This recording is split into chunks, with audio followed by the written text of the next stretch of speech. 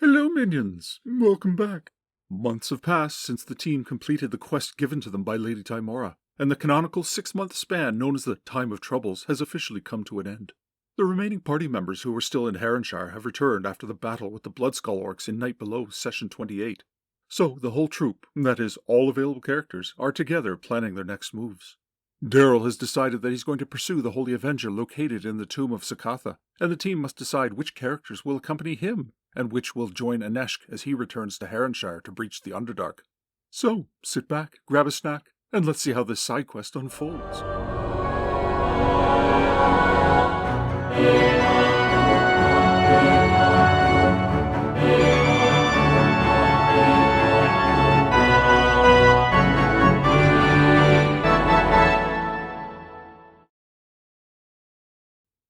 As always, the action is recreated using the Order of the Stick Monster for Every Season cutout minis. The players. A note, hold on to your hats for this one, minions, as for this session, each player was running more than one at some point. Les as Aneshk, Bovel, and Bodlak. Ron as Callus and Valletta. Claude as Dub, Tuck, and Bink. Dave as Lee and Daryl. Sean as Octavius and Phallus. Grant as Rotkill and Kindrith. The session starts with Bovel, the magic user, having made 7th level and finishing his training, with a little financial help from Phallus. As he goes over his level 4 magic, he attempts and fails to learn many desired spells, despite an 18 intellect and only a 15% chance of spell failure. Nonetheless, he's still in good shape and finalizes his selections.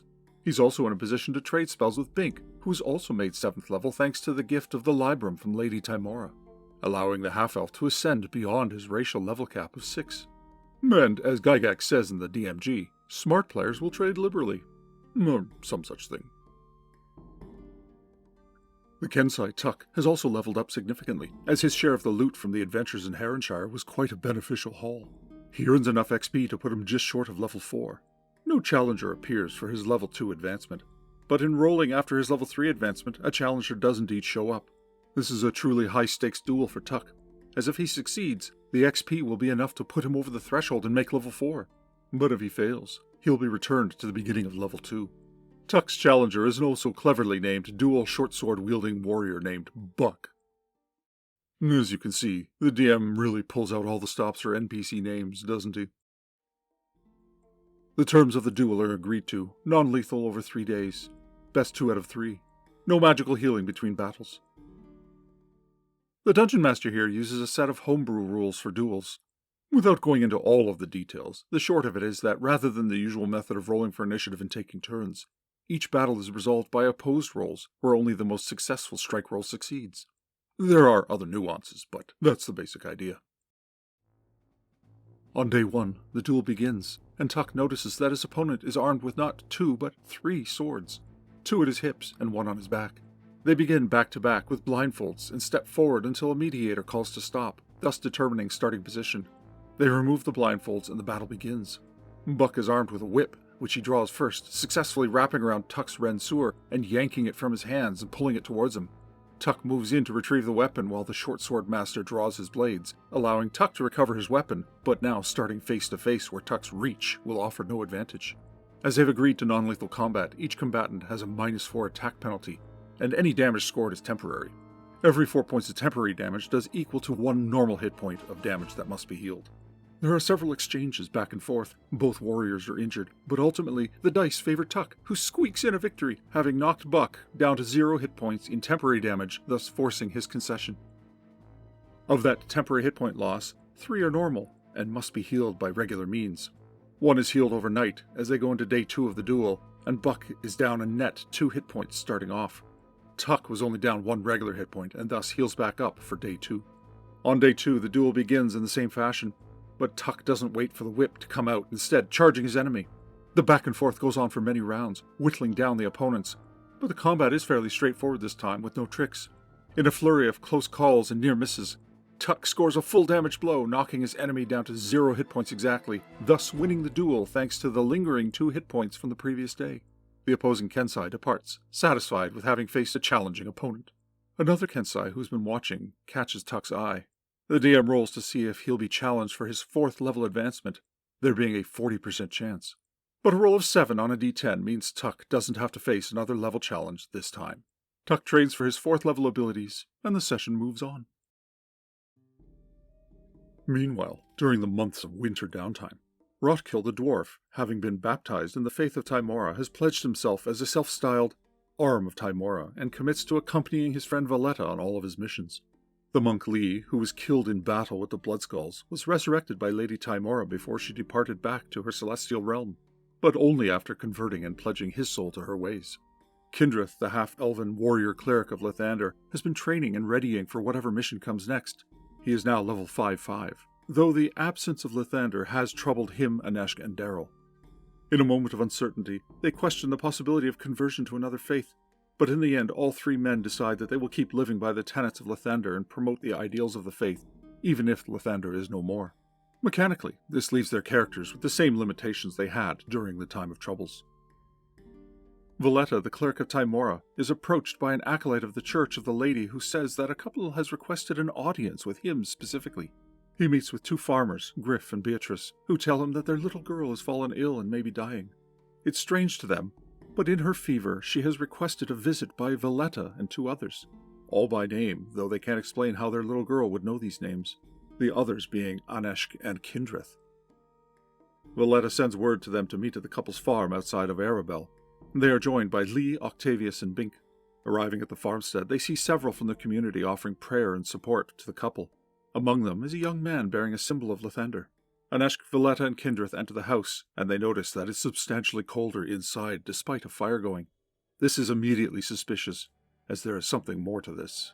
The young, bedridden girl is wan in complexion, and addresses them in a deep, inhuman voice, stating that it has been looking forward to meeting them, ever since they vanquished its minion. Valletta and Aneshk are unsure of whom it's referring to, until it's made clear that she's referring to their actions in purging the ghouls at the Temple of Gaia up in Heronshire. Before they destroyed the ghoulified child at the temple, it had warned them that its patron would come for them. The possessed girl tells the heroes that when they defeated the entity, they also condemned the souls of those it had touched to infernal torment, including the little girl they had butchered. So too will be the fate of its current shell. Valletta asks what it wants of them, but the entity tells them that it just wanted them to know, to live with the knowledge. They state that they don't believe it, at which point its voice changes to that of Kelflin, Valletta's henchman who died during the battle with the ghouls, screaming for help. Valletta states that such things can be faked. The entity is unfazed and tells them that they can believe what they like. Meanwhile, outside, Lee engages with the young man wearing the pendant of Lathander. He is a shepherd and is praying to the Morning Lord for the girl's recovery, though the Morning Lord is absent. Inside, the entity taunts Aneshk and Kindreth about Lathander's missing status, suggesting that he has fallen, or more likely abandoned them. He further prods Kindreth for having had thoughts of leaving the Church of Lathander for another, abandoning his beliefs so easily. Kindreth retorts that he has chosen to continue to fight for the ideals of Lathander, regardless of his absence. Valletta and Aneshk try a few things to expel the entity, sprinkling it with holy water, laying on hands, attempting to cure disease. Nothing does anything more than prompt laughter from the entity. The entity further explains that his personal curiosity was piqued by Valletta, as his fate has led him to a fork in the road, a binary choice that will impact the lives of thousands. One path will lead him to glory, but many will suffer. Another path likely to his demise, but many will live. As an ancient being who has seen so many threads over time, these are the moments that are exciting to watch. Being 10,000 or so years old, I can confirm minions. The trio exits to talk to the rest of the group. Bink has cast a strength spell on himself in the meantime, just in case of trouble. They ask permission of the mother and father to take the daughter to the Church of the Lady, where the clerics might attempt to drive the being from her body. They grant permission, despite screams of their daughter from inside calling them monsters who want to take her away. Taking her away, however, is not so simple, as when they try, some force pushes Aneshk back while Bink and Valletta have to use all of their strength just to walk forward. Valletta and Aneshk eventually ask what deal can be struck that will convince him to leave the girl in peace and alive. The entity ponders for but a moment, then tells them that he will depart in peace if Aneshk and Valletta agree to part ways and never come together again. The 2 friends immediately agree to this, so long as the girl is safe and there is no trickery. The entity makes them swear to it, and a compact is sealed. The entity departs, and the girl is restored. Then Valletta and Aneshk live up to their end of the bargain and bid each other farewell forever. Who it was and what possible benefit this could have been to the entity is never disclosed, but it saves the girl. Back in Arabelle, the team now focuses on Daryl's plan to seek out and reclaim the Holy Avenger, the Caelestis, which according to the map given to him by Lady Tymora rests in the tomb of someone called Sakatha. Aneshka has been assigned by his order to continue the investigations for the events in Heronshire and is planning an excursion to the Underdark. With he and Valletta now barred from association, Valletta opts to turn his attention to aiding Daryl on his quest, which means Rotkill also joins. Dub the dwarf steps forward to aid Daryl, as does Octavius, and the magic user Bavel. Heading back to Heronshire with Aneshk are Bink, Phallus, Callus, Lee, and Kindrith. The monk Bodluck and the Kensai Tuck also make themselves available to the Heronshire mission, as those are Claude and Les's backups. Valletta also canvasses the Church of the Lady for a henchman willing to accompany the group seeking the Holy Avenger. The DM rolls, and one of the priests volunteers to accompany him. Curate Larian, a 4th-level human cleric of Tymora, joins the party as Valletta's henchman. The two teams each depart for their respective tasks. Having chosen their Suicide Squad for the Holy Avenger quest, the players put away the Heronshire characters for the time being, and equip themselves for the journey. Having located the Marsh of Chalumber on the map of Faerun, they plot a route and start the long journey out of Cormyr. On day 2 of their trip, they meet the young shepherd again. They engage in conversation with the young man, and he asks about the girl.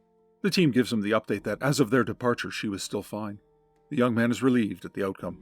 After they ask about his problems, he mentions that he was once a warrior, born and bred, but has recently taken up shepherding, though he's not as good at that and has become separated from his flock. Bavel, being skilled in animal husbandry, offers some advice on dealing with the animals. Daryl suggests to this young man that he might find purpose in taking up the sword again and joining them, a notion that piques his interest.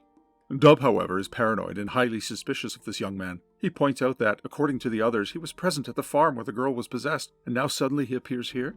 2 days out of Arabelle? Something is not right. Daryl shushes Dub, but then tells the young man they'd be happy to have him along. But first, he must make it clear just how dangerous the mission would be. The young man states that, regardless of this, he must tend to his flock first. But they agree to find each other in the town of Tilverton, where the group plans to reprovision before crossing the Stonelands. And then they part ways. The team continues forward, and arrives in Tilverton, seeing only a pack of wolves and the occasional mountain lion along the way. The morning after they arrive, Daryl feels a strange sensation wash over him, similar to the psychic emanations during the time that the Founding Stone was active. However, when it passes, he feels different, like a piece of him that was missing has been restored. He can't explain it, but he feels whole again. After a day or two in Tilverton, the team picks up and heads out along the road. The session concludes there.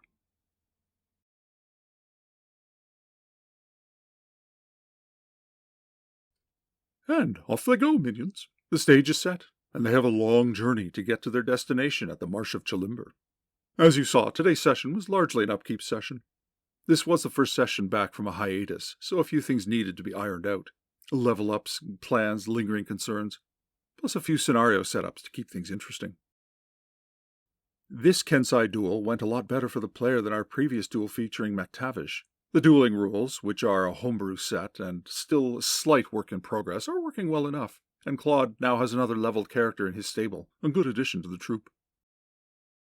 Not mentioned in the recap portion, most of the players rolled a few more backups as well before the session formally began. As this group is playing a troupe-style format, each has a bunch of character options. Any character established already will have determined where they are stationed. None of the established backups are going on the quest for the Holy Avenger, so they won't be able to pop in if a main character needs to be removed. But any character rolled up that hasn't been established yet can turn up anywhere. This adventure is a tough one, though, so we'll see if any of these new level 1 backups are needed. The callback to the Temple of Gaia was something that just grew out of table play, and wasn't some grand scheme. This is how emergent play can take a life of its own based on player and DM choices.